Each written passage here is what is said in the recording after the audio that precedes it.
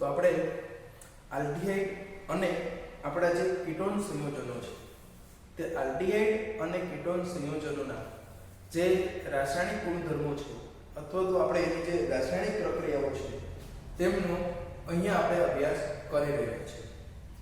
એની અંદર આપણે લાસ્ટ લેક્ચરની અંદર એમની જે કેન્દ્રાનુરાગી યોગશીલ પ્રક્રિયાઓ છે એમનો અભ્યાસ કર્યો.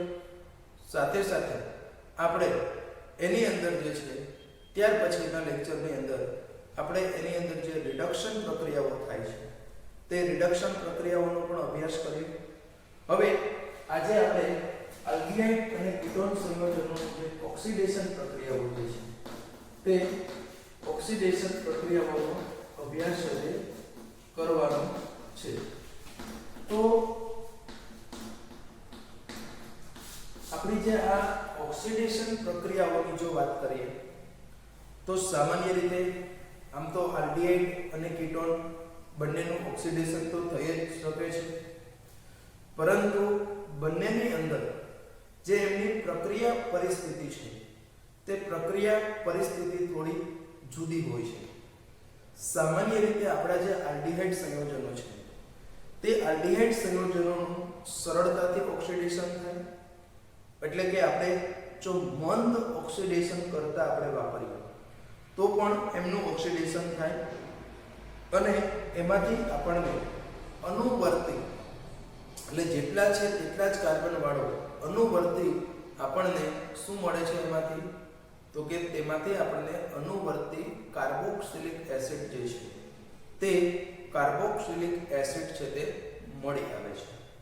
તો આજે આપણો અનુવર્તી કાર્બોક્સિલિક એસિડ મળી આવે છે એના માટે આપણે સામાન્ય રીતે કેમેનોફોર, nitric acid HNO3, potassium dichromate K2Cr2O7 આવા જે ઓક્સિડેશન કરતાઓ જે છે તેનો આપણે ઉપયોગ કરી અને આલ્ડીહાઇડ સંયોજનોનું ઓક્સિડેશન કરી શકીએ છીએ. તો અહીંયા 1 by 1 આપણે પેલા કોમન જે છે તે આલ્ડીહાઇડ સંયોજનો છે તે આલ્ડીહાઇડ સંયોજનો ઓક્સિડેશન નો છે. ત્યારબાદ આપણે કીટોન સંયોજનો છે તેમના ઓક્સિડેશનનો અભ્યાસ છે તે કરીશું.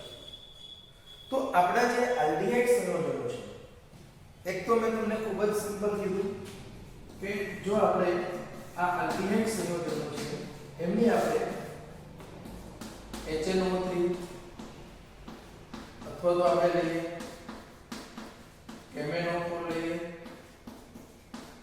અથવા તો આપણે K2Cr2O7 પોટેશિયમ ડાઇક્રોમેટ લઈએ.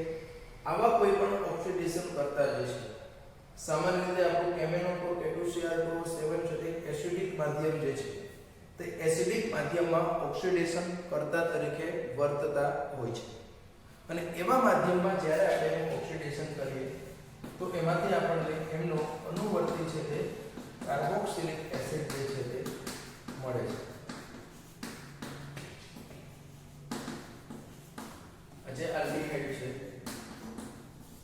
તે આલ્ડીહાઇડમાંથી આપણને અનુવર્તીનો વર્ડ શબ્દ એવો થાય છે કે આમાં જેટલા જ કાર્બન છે તેટલા જ કાર્બન વાળો અહીંયા છે તે આપણને કાર્બોક્સિલિક એસિડ જે છે તે મળી આવે છે. તો આ રીતનું આપણે આલ્ડીહાઇડ સંયોજનમાંથી એમને અનુવર્તી છે તે અનુવર્તી કાર્બોક્સિલિક એસિડ છે તે બનાવી શકીએ છીએ. આ એક વસ્તુ છે. પણ અહીંયા આપણે જે લીધા તે બધા જ છે તે પ્રબળ ઓક્સિડેશન કરતાઓ છે. હવે જો આપણે કીટોનનું ઓક્સિડેશન કરવું હશે તો કીટોનના ઓક્સિડેશન માટે આપણે ઉગ્ર પરિસ્થિતિમાં એનું ઓક્સિડેશન કરવું પડે છે. એટલે એમનો આપણે છે તે બીજા પાર્ટમાં આપણે અભ્યાસ કરીએ. પહેલા હું અહીંયા જે ભણાવું છું તે બધી જ જે આપણા આલ્ડીહાઇડ સંયોજનો માત્ર ને માત્ર આલ્ડીહાઇડ સંયોજનો જે છે તે જે ઓક્સિડેશન પ્રક્રિયાઓ આવે છે તેનો અભ્યાસ કરવાનો છે. મેં કીધું તે રીતનું આપણા જે આલ્ડીહાઇડ સંયોજનો છે તે જો આપણી પાસે મંદ ઓક્સિડેશન કરતા હોય જેવા કે ટોલન્સનો પ્રક્રિયા, ફેલિંગનું દ્રાવણ, બેનેડિક્ટ દ્રાવણ, આવા દ્રાવણો જે છે કે જેની અંદર આપણે મંદ ઓક્સિડેશન કરતા વાપરીએ તો આવા ઓક્સિડેશન કરતાઓ છે તે માત્ર ને માત્ર કેમનું, તો કે જે આપણો આલ્ડીહાઇડ છે તે આલ્ડીહાઇડનું જ ઓક્સિડેશન કરી શકે છે. આવા સંયોજનો જે છે એટલે કે આવા જે મંદ ઓક્સિડેશન કરતાઓ છે તે આપણા કીટોન સંયોજનો છે. તે કીટોન સંયોજનોનું ઓક્સિડેશન કરી શકતા નથી. અને એટલા માટે અહીંયા જે આપણે અભ્યાસ કરવાનો છે તે અભ્યાસની અંદર સૌથી અગત્યની વસ્તુ જો કોઈ હોય તો તે છે કે આપણે જે અહીંયા ઓક્સિડેશન કરીએ છીએ તે ઓક્સિડેશનની અંદર અથવા તો ઓક્સિડેશન કરતાઓ જે આપણા છે તેની અંદર આ જે મંદ ઓક્સિડેશન કરતાઓ હમણાં હું જે બોલ્યું, ટોલન્સનો પ્રક્રિયક છે, ફેહલિંગનું દ્રાવણ છે, બેનેડિક્ટ કસોટી છે, આ ખાસ કરીને આપણા જે આલ્ડીહાઇડ અને કીટોન સંયોજનો છે તે આલ્ડીહાઇડ અને કીટોન સંયોજનોને અલગ પારખવા માટે, આ બંને સંયોજનોને અલગ પારખવા માટે વપરાતા પ્રક્રિયકો છે કે માત્ર ને માત્ર આમના દ્વારા આલ્ડીહાઇડ આપે છે પણ કીટોન આપતા નથી. એવા હવે આપણે પ્રક્રિયકોની વન બાય વન ડિસ્કસ કરીએ. તો એના માટે આપણે બીજી લેવો છે આપણે ટોલન્સ પ્રક્રિયા અથવા તો આપણે એને કહીએ છીએ ટોલન્સ કસોટી. પાછું હું કહી દઉં, આ જે પ્રક્રિયા માત્ર ને માત્ર આલ્ડીહાઇડ જ આપે છે, કીટોન આપતો નથી. પ્લસ આ ટોલન્સ કસોટી જે છે તે ટોલન્સ કસોટી જે છે તે આપણો બંને પ્રકારના આલ્ડીહાઇડ એટલે કે એરોમેટિક આલ્ડીહાઇડ પણ આપે છે અને એલિફેટિક આલ્ડીહાઇડ પણ આપણને ટોલન્સ કસોટી આપે છે. એટલે બેન્ઝાલ્ડીહાઇડ પણ આપે અને એસિટાલ્ડીહાઇડ પણ આપે છે. હવે આ ટોલન્સ કસોટીમાં શું હોય છે? તો એમના માટે સૌપ્રથમ આપણે ટોલન્સ પ્રક્રિયક બનાવવો પડે છે. ટોલન્સ પ્રક્રિયકની જે કેમિકલ ફોર્મ્યુલા છે તે ટોલન્સ પ્રક્રિયક એટલે એક્ચ્યુઅલી શું છે? તો કે એમોનિયામય સિલ્વર નાઇટ્રેટનું દ્રાવણ છે. ટોલન્સ પ્રક્રિયક એ શું છે ખરેખર? તો કે એ એમોનિયામય સિલ્વર નાઇટ્રેટનું દ્રાવણ છે.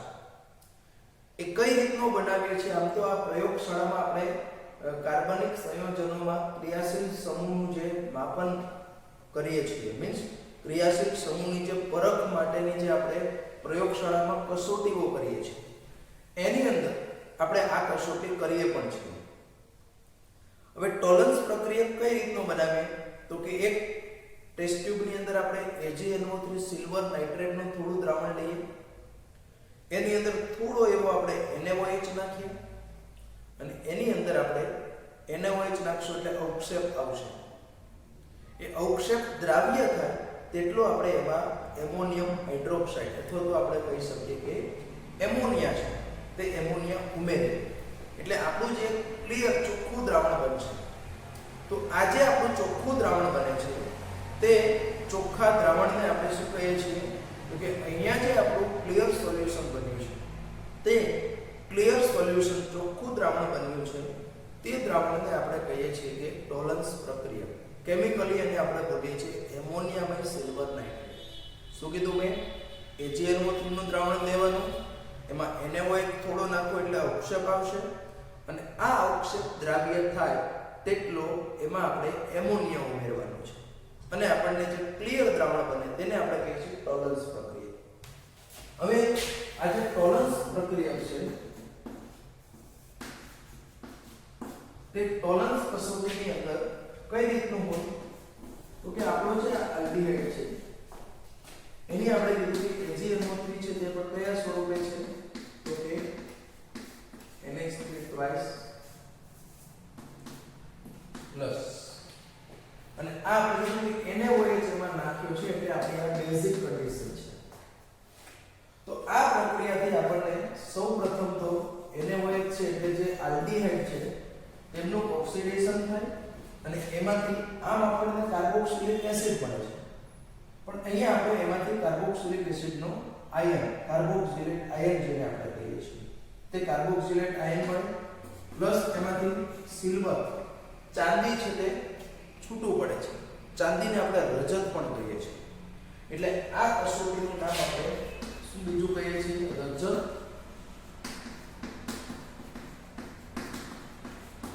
દર્પણ કસોટી. એને આપણે કેવી કહીએ છીએ? રજત દર્પણ. પ્લસ એમાંથી આપણને એમોનિયા છૂટું પડે છે, પ્લસ પાણીનો અણુ છે તે છૂટો પડે છે. તો આ પ્રક્રિયાને બેલેન્સ કરવા માટે અહીંયા 2 મોલ AgNH3 ટ્વાઇસ લઈએ એટલે 2 મોલ આપણા સિલ્વર, અહીંયા 4 મોલ એમોનિયા અને આપણો H2O જે છે તે તો આપણને ઓકે છે, બેલેન્સ ઓલરેડી છે, OH અને ત્યાંથી H. ઓકે, આ ટાઈપની પ્રક્રિયા થાય છે. તો આ પ્રક્રિયા અથવા તો આ કસોટી જ્યારે તમે ટેસ્ટ ટ્યુબમાં કરશો એટલે અહીંયા આપણે શું કરવાનું હોય એમાં તો કે આલ્ડીહાઇડ લેવાનું છે અને આ ટોલન્સ પ્રક્રિયક જે આપણે ઓલરેડી બનાવ્યું છે તે ટોલન્સ પ્રક્રિયકમાં આલ્ડીહાઇડ ઉમેરવાનું અને એને આપણે ગરમ કરીશું. તો જો તમારો આલ્ડીહાઇડ સમૂહ હશે તો એ ગરમ થતા અહીંયા આપણું Ag નું રિડક્શન થઈ Ag+ બને છે, Ag બને છે. એટલે અહીંયા Ag છે તે કેના તરીકે વર્તે છે? ઓક્સિડેશન કરતા તરીકે. પોતાનું રિડક્શન થાય છે એટલા માટે તે ઓક્સિડેશન કરતા છે અને આપણું જે આ આલ્ડીહાઇડ છે તે આલ્ડીહાઇડ સંયોજનોનું છે તે કાર્બોક્સિલેટ આયન આપણે જે છે તે કાર્બોક્સિલેટ આયનમાં ઓક્સિડેશન કરે છે. બરાબર? અહીંયા તે આજે આપણો કાર્બોક્સિલેટ આયન છે તેમાં ઓક્સિડેશન કરે છે અને એ થતા અહીંયા ચાંદી જે છૂટું પડે છે તે ટેસ્ટ ટ્યુબ તમારી છે તે ટેસ્ટ ટ્યુબની દિવાલ જે પ્રતિ બાજુની હશે ત્યાં તમને એક પ્રકારનું દર્પણ અરીસા જેવું જોવા મળશે. પણ એ દર્પણ કે અરીસું બને છે તે ચાંદીનો બને છે.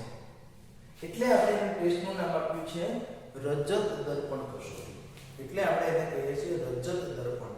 અને આ કસોટી આપણને પોઝિટિવ મળે તો તેમાં આલ્ડીહાઇડ છે. આ કસોટી હું ફરી પાછું કહી દઉં કે કીટોન આપતો નથી પણ આલ્ડીહાઇડ છે તે બંને પ્રકારના આપે છે. એલિફેટિક આલ્ડીહાઇડ પણ આપે અને એરોમેટિક આલ્ડીહાઇડ પણ આપે છે. ખ્યાલ આવી ગયો આની અંદર છે. તો આ થઈ આપણી ટોલન્સ પ્રક્રિયા અથવા તો રજત દર્પણ કસોટી. બીજું આપણે જે જોવાનું છે ત્રીજી પ્રક્રિયા જોઈએ તે એટલે ફેલિંગ.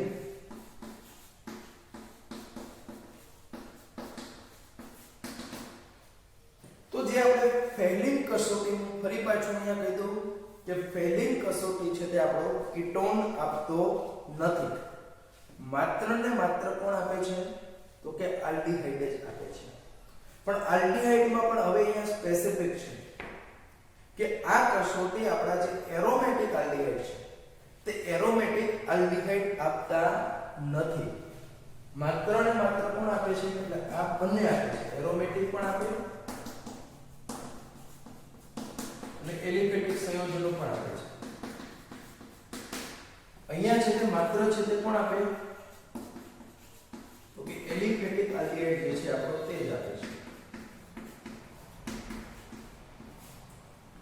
એરોમેટિક આલ્ડીહાઇડ આ ફેલિંગ કસોટી આપતો નથી. હવે ફેલિંગ કસોટી કરવા માટે આપણે બે દ્રાવણ વાપરવાના છે. એક ફેલિંગ A દ્રાવણ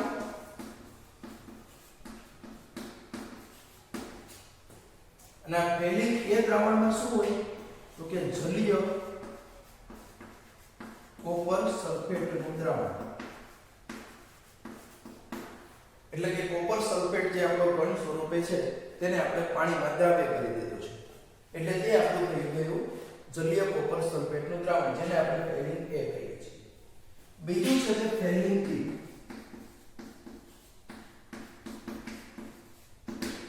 તો ફેલિંગ B ની અંદર શું હોય તો કે એની અંદર સોડિયમ, પોટેશિયમ, ટાર્ટરેટ એટલે ટાર્ટરિક એસિડ આપણું જે છે તે ટાર્ટરિક એસિડનો સોડિયમ પોટેશિયમ ક્ષાર છે. ટાર્ટરેટનું કેમાં તો કે NaOH નું દ્રાવણ. એટલે NaOH ના દ્રાવણની અંદર સોડિયમ આપણે ટાર્ટરિક એસિડ આગળ ભણી ગયા છે યાદ રાખજો.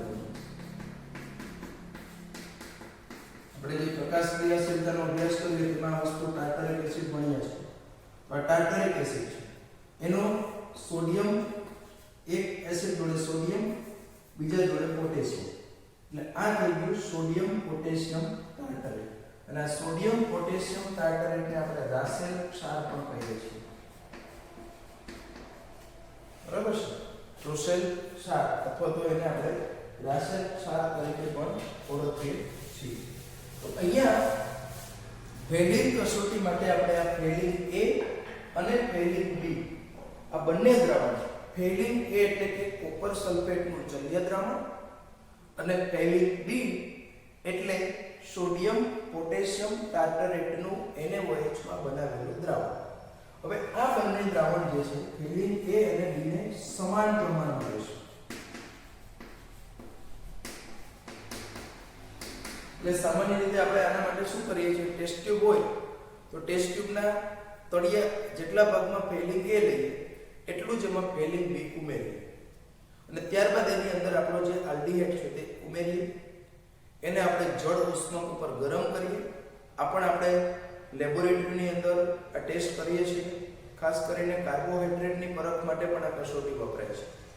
એટલે હવે આ પ્રક્રિયાની અંદર શું થાય છે તો કે આ રીતનું ગરમ કરતા એમાં જો રાતા અથાઈ રંગના જો અવક્ષેપ આવે તો તે આપણા આલ્ડીહાઇડ સમૂહ છે તે દર્શાવે છે. હવે કેમિકલી એમાં શું થાય છે તો કે આપણે કીધું કે એક તો આલ્ડીહાઇડ છે, બીજું આપણે કીધું કે એમાં જે આપણો કોપર જે છે તે એટલે કે Cu+2 આપણે લઈએ છીએ. કોપર સલ્ફેટ જે લીધું તેનો Cu+2 છે. બીજું અહીંયા NaOH પર દ્રાવણ છે એટલે આપણે કીધું કે આયનિક પ્રક્રિયા જો લખું છું તો OH-. તો આ પ્રક્રિયાથી સૌપ્રથમ એમાંથી શું બને છે તો કે આલ્ડીહાઇડ સંયોજનોનું ઓક્સિડેશન થઈને કાર્બોક્સિલેટ આયન. એક્ચ્યુઅલી NaOH નાખ્યું છે એટલે અહીંયા પણ સોડિયમ ક્ષાર બને, અહીંયા પણ આનો સોડિયમ ક્ષાર જ બનતો હોય છે પણ આપણે આયનિક પ્રક્રિયા લખીએ છીએ. પ્લસ Cu2O જે બને છે તે Cu2O પ્લસ પાણીનો અણુ છૂટો પડે છે. અહીંયા Cu2O પ્લસ છે તે Cu+1 ઓક્સિડેશન પ્લસ થાય છે. અહીંયા છે તે +2 માં એટલે +2 માંથી +1 માં એનું શું થાય છે તો કે રિડક્શન થાય છે. એટલે પોતાનું રિડક્શન થાય છે એટલા માટે તે કેવો હશે તો કે તે છે તે આપણો ઓક્સિડેશન કરતા હશે. એટલે અહીંયા Cu+2 ઓક્સિડેશન કરતા તરીકે કામ કરે છે અને આ Cu+2 છે તે આપણો જે આ આલ્ડીહાઇડ છે તે આલ્ડીહાઇડનું ઓક્સિડેશન છે તે કાર્બોક્સિલેટ આયન જે છે તે કાર્બોક્સિલેટ આયનમાં કરે છે. તો આ આપણે જો આના એક્ચ્યુઅલી અહીંયા જે Cu2 મળ્યું તેના રાતા તથા અવક્ષેપ મળે છે.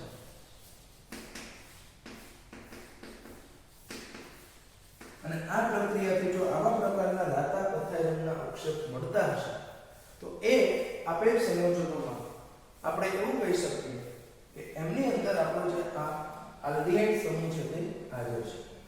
ત્યાર પછી પહેલી કસોટી પછી ચોથી આવે છે એટલે બેનેડિક્ટ કસોટી.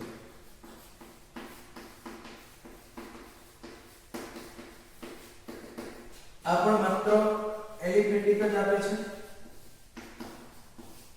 એરોમેટિક આપતો નથી. આલ્ડીહાઇડ છે બેનેડિક્ટ કસોટી છે તે આપણે ફેલિંગ જેવી જ છે પણ માત્ર ફરક એટલો છે કે જ્યાં આપણે સોડિયમ પોટેશિયમ ટાર્ટરેટ લઈએ છીએ એની જગ્યા ઉપર આપણે સાઇટ્રેટ આયન આપીએ છીએ.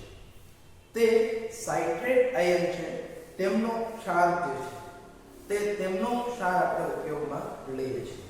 જે આપણું સોડિયમ પોટેશિયમ ટાર્ટરેટ જે લીધું છે તે સોડિયમ પોટેશિયમ ટાર્ટરેટની જગ્યા ઉપર આપણે શું લઈએ ત્યાં સાઇટ્રેટ આયન જે છે આપણું તે સાઇટ્રેટ આયનનો ક્ષાર લઈએ છીએ. બાકી બધી જે પ્રક્રિયાઓ છે તે કોમન હોય છે. તો અહીંયા આપણે આ તો બંને આલ્ડીહાઇડ કીટોનની કોમન પ્રક્રિયા છે પણ અહીંયા જે ટોલન્સ પ્રક્રિયા ફેલિંગ અને બેનેડિક્ટ કસોટી આ ત્રણે ત્રણ છે તે માત્ર ને માત્ર કોણ આપે છે આલ્ડીહાઇડ આપે છે, કીટોન નથી આપતો. એટલે એ બંનેની પરખ માટે આનો ઉપયોગ થાય. બીજી અગત્યની વસ્તુ આ ત્રણ પૈકી ટોલન્સ પ્રક્રિયા જે છે રજત દર્પણ કસોટી છે તે માત્ર ને માત્ર કોણ આપે છે તો કે આપણું ટોલન્સ પ્રક્રિયા બંને આપે છે. એલિફેટિક આલ્ડિહાઇડ પણ આપે, એરોમેટિક આલ્ડિહાઇડ પણ આપે છે. પણ બાકીની બંને જે છે હેલિન કસોટી અને બેનેડિક્ટ કસોટી છે તે માત્ર ને માત્ર આપણને કોણ આપી શકે છે તો કે માત્ર ને માત્ર છે તે આપણો આલ્ડિહાઇડ સમૂહ છે તે કયો તો કે એલિફેટિક આલ્ડિહાઇડ છે તે જ આપે છે. એરોમેટિક આલ્ડિહાઇડ આ પ્રક્રિયા આપતો નથી. તો આ વાત થઈ આપણે આલ્ડિહાઇડ સંયોજનોના ઓક્સિડેશન. હવે આપણે વાત કરવી છે કે કીટોન સંયોજનનું ઓક્સિડેશન.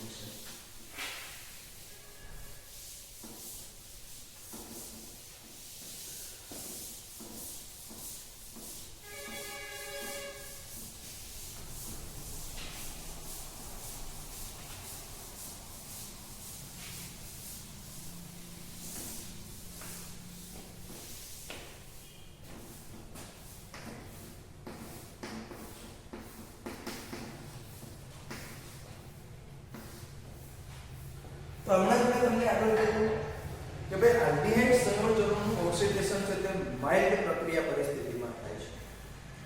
પણ જો કીટોન સંયોજનોનું આપણે ઓક્સિડેશન કરવું હશે તો કીટોન સંયોજનોનું ઓક્સિડેશન છે તે માત્ર ને માત્ર ઉગ્ર પરિસ્થિતિમાં થાય છે.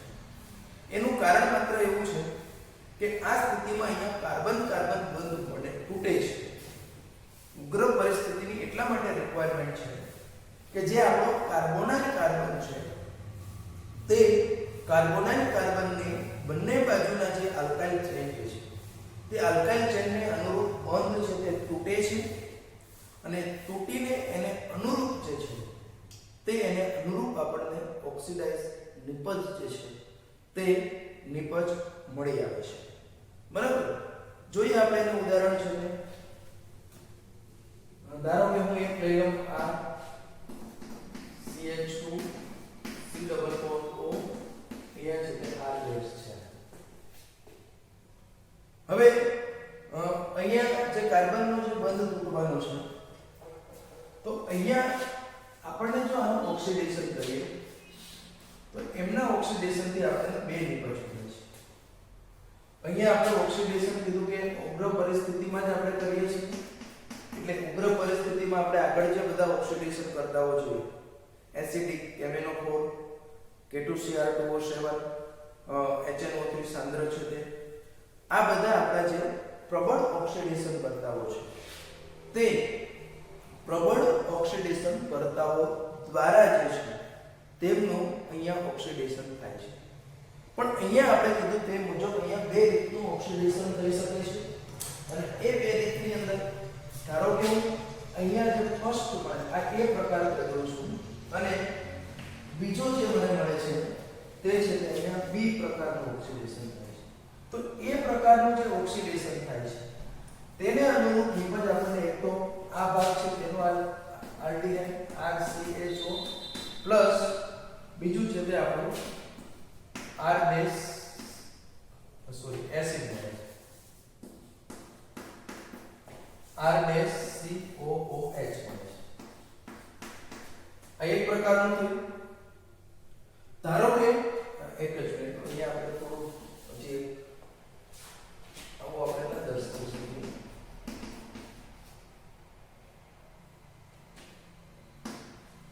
આવું મળે છે. તો આમની અંદર જો હવે આપણું ઓક્સિડેશન ધારો કે હું કહી દઉં કે બી બોન્ડ તૂટે છે તો બી બોન્ડ જે તૂટે છે આપણું તેને અનુરૂપ જે આપણું મળશે તે બી બોન્ડ એટલે કે અહીંયાથી તૂટે એને અનુરૂપ આપણે ઓક્સિડેશન નિપજ મળે છે તે R-COOH પ્લસ આપણને અહીંયા થોડું આપણે જો એ મુજબ તૂટતું હશે તો R-CH2COOH મળે છે અને એ મુજબ જો અહીંયા બી મુજબ જો હશે તો R-CH2COOH અને બીજું છે તે R-COOH જે છે તે આ પ્રકારનું આપણને મળે છે. હવે હું કોઈ એક ઉદાહરણ આપીને તમને સમજાવું એટલે વધારે ખ્યાલ આવે. એક વસ્તુ બહુ ક્લિયર છે કે જ્યારે કીટોનની અંદર આ પ્રકારની ઓક્સિડેશન પ્રક્રિયાઓ આપણે કરીએ છીએ તે હંમેશા ઉગ્ર પરિસ્થિતિમાં થાય છે.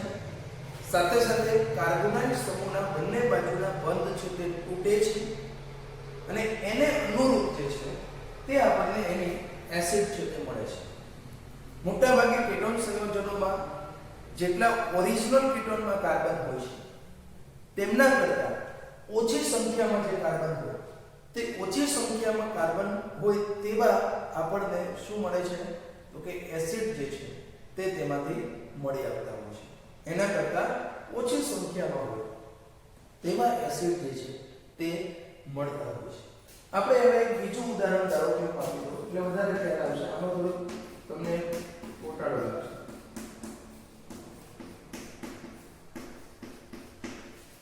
આ આપણું છે તે પ્રોપેન્ટોલ પેન્ટેનોલ સોરી.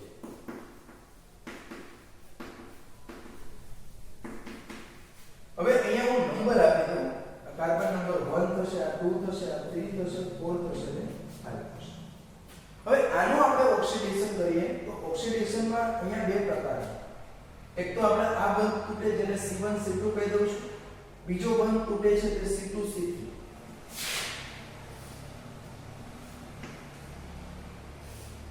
અહીંયા બંનેને અનુરૂપ પહેલું હું એવું લઉં કે જેમાં C1 C2 બંધ તૂટે છે.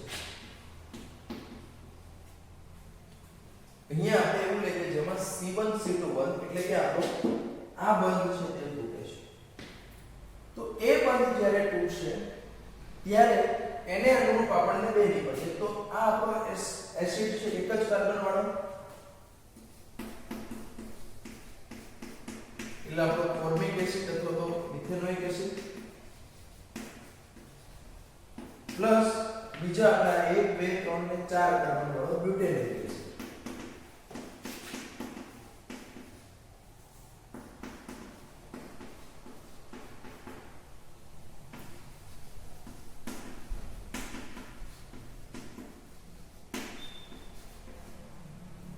અહીંયા જે આપણે બીજી પ્રક્રિયા દર્શાવી છે તેમાં એક બીજી શક્યતા આપણો C આ બંધ તૂટવાની છે C2C. એટલે હું એને દઈ દઉં અહીંયા કહી દઉં C2 અને C3 બંધ જે આપણો તૂટે છે તે C2 અને C3 બંધ તૂટવાને અનુરૂપ જે આપણને નિપજ મળે છે એટલે કે આપણો આ બંધ છે તે અહીંયા તૂટે છે. તો એને અનુરૂપ આપણા આ બે કાર્બન થયા, આ છે તે આપણા 3 કાર્બન. એટલે બે કાર્બનને અનુરૂપ આપણો મળશે તે એસિટિક એસિડ.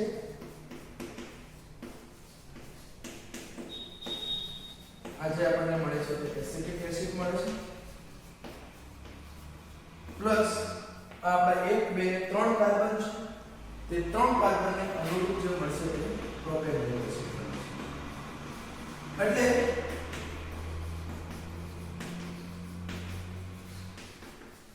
તો એનો અર્થ એવો થયો કે જો આપણે પેન્ટેનોલનું ઓક્સિડેશન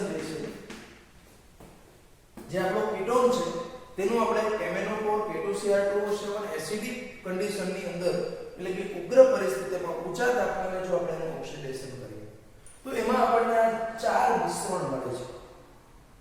બરાબર છે? એમાં આપણને આ ચાર એસિડના formic acid, butanoic acid, acetic acid અને પ્રોપેનોઇક એસિડ આ ચારે ચારના મિશ્રણ આપણને મળે છે નિપજ તરીકે. પણ આ જે બે પ્રકારની ક્લેવેજ C1 C2 અને C2 C3 તો આ બે પૈકી પ્રિફરેબલ ક્લેવેજ એટલે કે સરળતાથી કઈ થશે અથવા તો આપણે કહી શકીએ કે આ આપણને જે A અને B બે રૂપ છે એમાંથી આપણે મુખ્ય નિપજ છે તે કઈ હશે અને ગૌણ નિપજ કઈ હશે તે નક્કી કરવા માટે એમના માટેનો એક નિયમ છે એને આપણે કહીએ છીએ પોપોફનો નિયમ.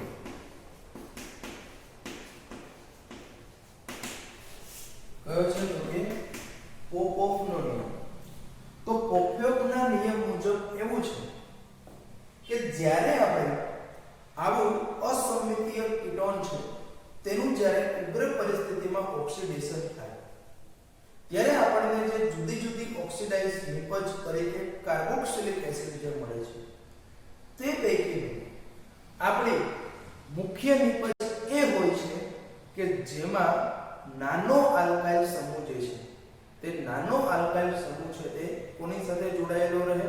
તો કે કાર્બોનાઇલના કાર્બન સાથે જોડાયેલો રહે. તેને અનુરૂપ જે આપણે નિપજ મળે છે તે નિપજ આપણે કેવી હોય છે? તો કે મુખ્ય નિપજ. અને બાકીની જે નિપજ છે તે આપણી ગૌણ નિપજ છે. ફરી પાછું હું તમને આ વસ્તુ પોપોફનો નિયમ દર્શાવી દઉં છું. તો કે પોપોફના નિયમ મુજબ જ્યારે આપણા અસંમિતીય કીટોન સંયોજનો છે તે અસંમિતીય કીટોન સંયોજનનું જ્યારે ઓક્સિડેશન થતું હશે ત્યારે એમાંથી જે આપણને જુદી જુદી કાર્બોક્સિલિક એસિડની નિપજો મળે છે તે પૈકીની આપણી જે મુખ્ય નિપજ અથવા તો એનું મેઇન ક્લેવેજ કયું પ્રિફરેબલ થશે?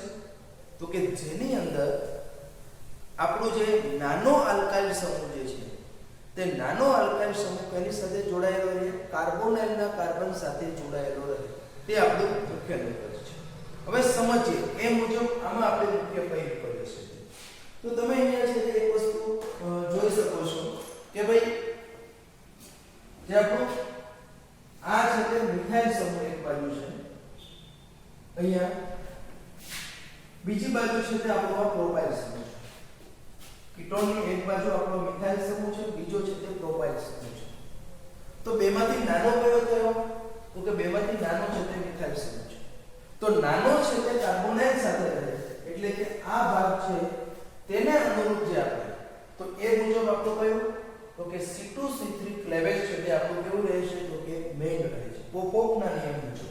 એટલે આ આપણી છે કેવી બનશે?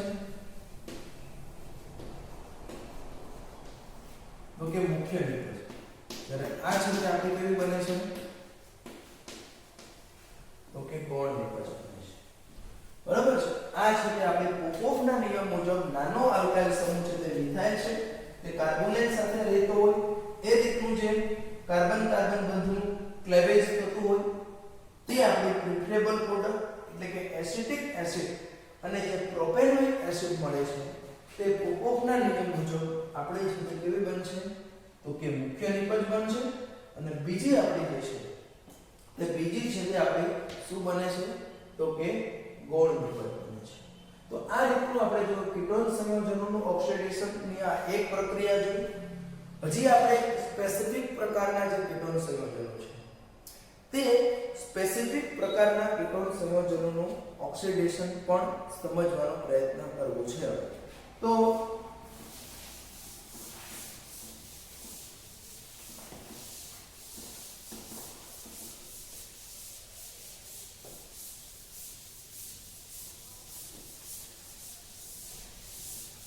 એની અંદર આપણે જો વાત કરવી હોય તો તે છે આપણું જે મિથાઇલ કીટોન સંયોજનો જે છે તે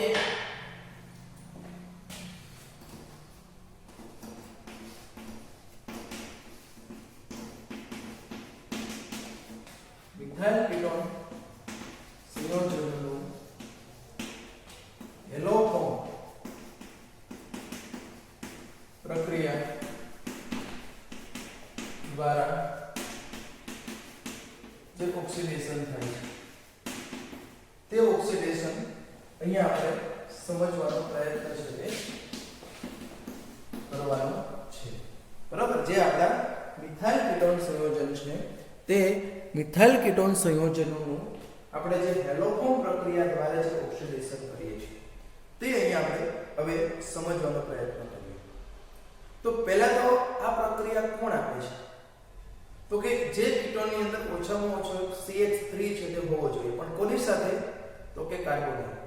એના કરતા પણ હું સિમ્પલ કહી દઉં કે જે આવા સંયોજનો હોય અહીંયા પછી ગમે તે હોય, H પણ હોઈ શકે એટલે આલ્ડીહાઇડ પણ હોઈ શકે, અથવા તો આપણે કહી શકીએ કે CH3 CH4H.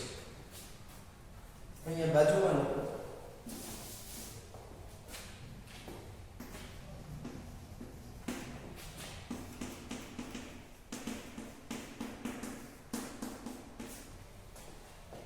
આ પ્રકારની જો રચના હોય કાં તો આપણે છે તેની અંદર આ પ્રકારની રચના હોય કીટોન સંયોજનમાં, અથવા તો આવું પણ આપણે કે આનું ઓક્સિડેશન છે અહીંયા પછી તમે જો H પણ હોય, CH3 પણ હોય, બેન્ઝીન હોય, કોઈ પણ હોય એની સાથે આપણે નથિંગ રિલેશન, બરાબર, એમની સાથે આપણે કંઈ લેવા દેવા નથી. આપણો એમ માત્ર ને માત્ર છે એની અંદર આ પ્રકારનું CH3 C double bond O અથવા તો આપણે કીધું તે રીતનું એની અંદર છે તે શું હોવું જોઈએ તો કે CH3CHOH. આ પ્રકારની જો કોઈ પણ સંયોજનમાં રચના હોય તો એ આપણને આ હેલો ફોર્મ પ્રક્રિયા જે છે તે હેલો ફોર્મ પ્રક્રિયા આપે છે. હવે કઈ રીતની થાય છે તે આપણે સમજીએ. ધારો કે એના માટે હું એક સિમ્પલ ઉદાહરણ લઈ લઉં. મિથાઇલ કીટોન પહેલા લઈ લઈએ આપણે CH3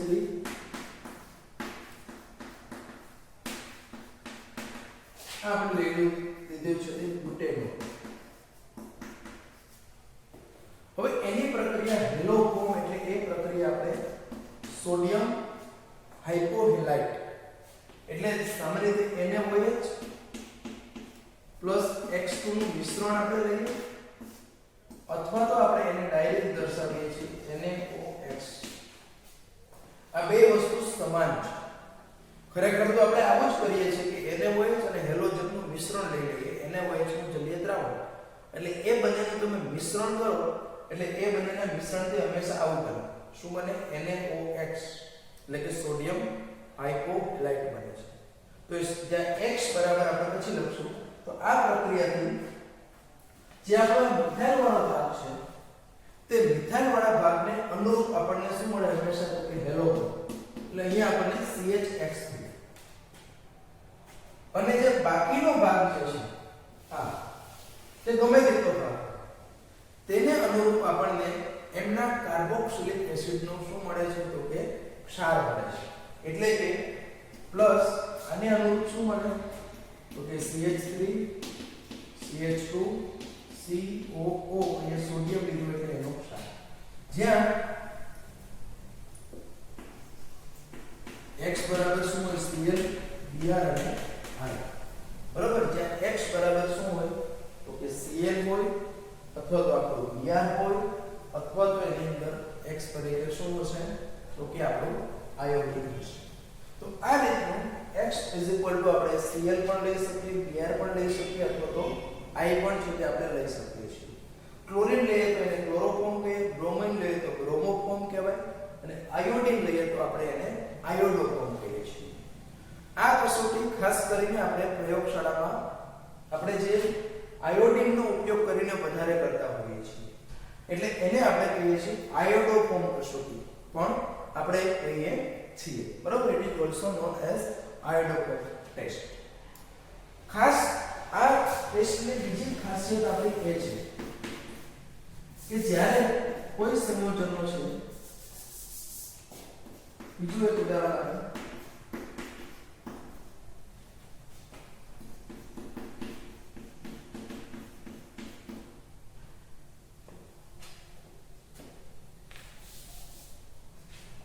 ધારો કે બીજું ઉદાહરણ આપણું CH3 C double bond O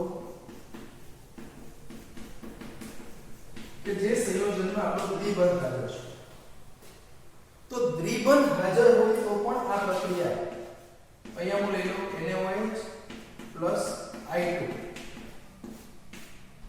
અથવા તો આપણે એની જગ્યા ઉપર આ બંને જો ઘણી વખત પરીક્ષામાં તમને આટલું આપ્યું હોય તો પણ આ જ વસ્તુ આવશે અને આ આપ્યું હોય તો પણ એ જ આવશે. એટલે ટૂંકમાં મારે કહેવું હોય તો બંને છે તે સરખી જ છે, બંને પ્રક્રિયાઓ છે તે પ્રક્રિયાઓ સરખા જ છે.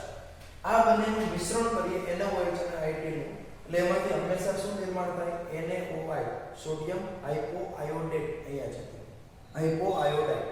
પહેલામાં છે આપણે કીધું કે સોડિયમ હેલાઇટ, બરાબર છે, હાઇપોહેલાઇટ એટલે મળે છે. અહીંયા આપણને આયોડાઇડ મળે છે. તો આ પ્રક્રિયાથી આ પ્રક્રિયા પર્ટિક્યુલરલી આપણે આયોડોફોર્મ કહીશું. આ હતી ત્યારે આપણે હેલોફોર્મ પ્રક્રિયા જનરલ હતી એટલા માટે, પણ એ પર્ટિક્યુલર મે આયોડો લીધી છે એટલે આને કહીશું આયોડોફોર્મ પ્રક્રિયા. તો આ આયોડોફોર્મ પ્રક્રિયાથી આપણને જે કીધું તે રીતનું આ મિથાઇલ સમૂહ છે એને અનુરૂપ આપણને CHI3 આમ તો સરસ મજાના આપણે રંગ આ જ વાપરીએ કે આ પ્રક્રિયાથી આપણને આ જે આયોડોફોર્મ મળ્યો આને કહેવાય આયોડોફોર્મ. અને એને આપણને કેવા રંગના અવશેષ મળે છે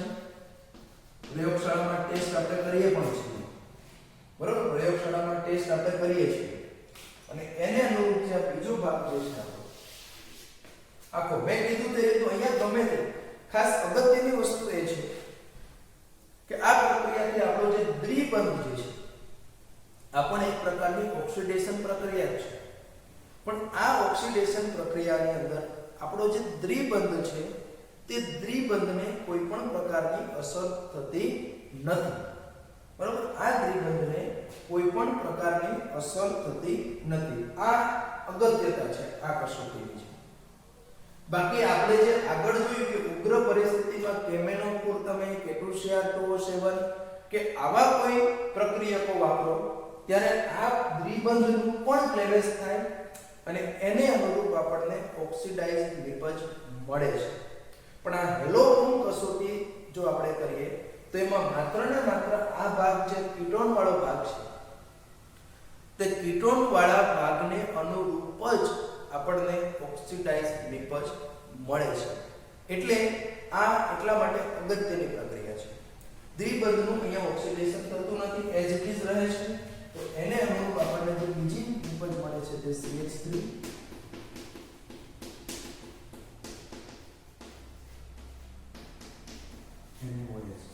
COONA. તો આ રીતની આપણે હેલો ફોર્મ એમાં પણ પર્ટિક્યુલરલી આયોડો ફોર્મ કસોટી જે છે તે પાછું હું કહી દઉં આ પ્રકારનું જો બંધારણ તો અને તો જ માત્ર છે તે એ પ્રક્રિયા આપે છે. પણ આની અંદર ફોર્મ આપણે અપવાદ છે. અહીંયા જે છે તે અપવાદ રૂપ વિષય છે તે હું લખું છું.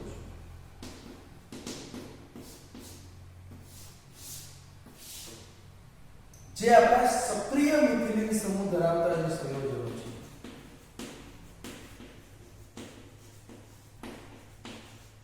તેઓ આ પ્રક્રિયા આપતા નથી. એમાં મિથાઇલ કીટોન હોવા છતાં પણ તે આ પ્રક્રિયા નથી આપતા. દાખલા તરીકે બોલો મિથાઇલ એસિટોએસિટેટ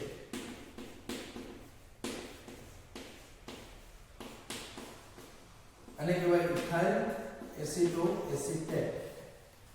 તો તમે જુઓ કે અહીંયા છે તે આપણો આ મિથાઇલ કીટોન છે, પણ આ મિથિલિન સમૂહ છે તે આપણો સક્રિય એટલા માટે છે કે આ મિથિલિનની આ બાજુ પણ ઇલેક્ટ્રોન આકર્ષક સમૂહ કીટોન છે, આ બાજુ પણ આપણો છે તે એસ્ટર સમૂહ છે તે ઇલેક્ટ્રોન આકર્ષક છે. હવે પછીના આપણે ડિસ્કશનમાં આ વસ્તુ સમજવાની છે કે સક્રિય શા માટે થાય છે, બરાબર છે? એ આપણે ડિસ્કસ કરવાના છે, પણ અહીંયા જસ્ટ હું એક અપવાદ છે તેનું તમને ખાસ છે તે કહેવા માંગુ છું. તો આ પ્રક્રિયામાં તમે જોઈ શકો કે ઇથાઇલ એસિટોએસિટેટ આપણે જે લીધું છે તેમાં મિથાઇલ સમૂહ સક્રિય મિથિલિન છે. એટલે આ મિથાઇલ કીટોન હોવા છતાં પણ તે આયોડોફોર્મ કસોટી જે છે તે આયોડોફોર્મ કસોટી આ આપતો નથી. એટલે મોટા ભાગના આપણે કીધું કે બધા જ ઇથાઇલ કીટોન અથવા તો CH3 CHOH આ પ્રકારનું જે બંધારણ ધરાવે છે, એટલે તે જે આ પ્રકારનું બંધારણ ધરાવે છે, આ અથવા તો આ પ્રકારનું જે બંધારણ ધરાવે છે તે બંધારણ ધરાવતા સંયોજનો છે તે આપણને શું આપે છે? હેલોફોર્મ પ્રક્રિયા આપે છે. પણ ઘણા બધા એવા પણ સંયોજન છે કે જેમાં મિથાઇલ કીટોન હોવા છતાં પણ તે નથી આપતા. એનું ઉદાહરણ છે તે માત્ર કેવા? તો કે જે સક્રિય મિથિલિન સમૂહ ધરાવતા સંયોજનો છે તે સક્રિય મિથિલિન સમૂહ ધરાવતા સંયોજનોમાં આ થતું નથી. તો અહીંયા આપણે આલ્ડીહાઇડ અને કીટોન બંનેની જે ઓક્સિડેશન પ્રક્રિયાઓ છે તે ઓક્સિડેશન પ્રક્રિયાઓનો અભ્યાસ કરી. ત્યારબાદ હવે જે આપણે અભ્યાસ કરવાનો છે તેની અંદર ખાસ કરીને આપણે જોશું કે જે આલ્ડીહાઇડ સંયોજનોની અંદર જોવા મળતી પ્રક્રિયાઓ વિશિષ્ટ છે, આલ્ડોલ કન્ડેન્સેશન છે, કેનિજારો પ્રક્રિયા, એમનો અભ્યાસ હવે પછીનો જે આપણો લેક્ચર છે તેની અંદર કરીશું.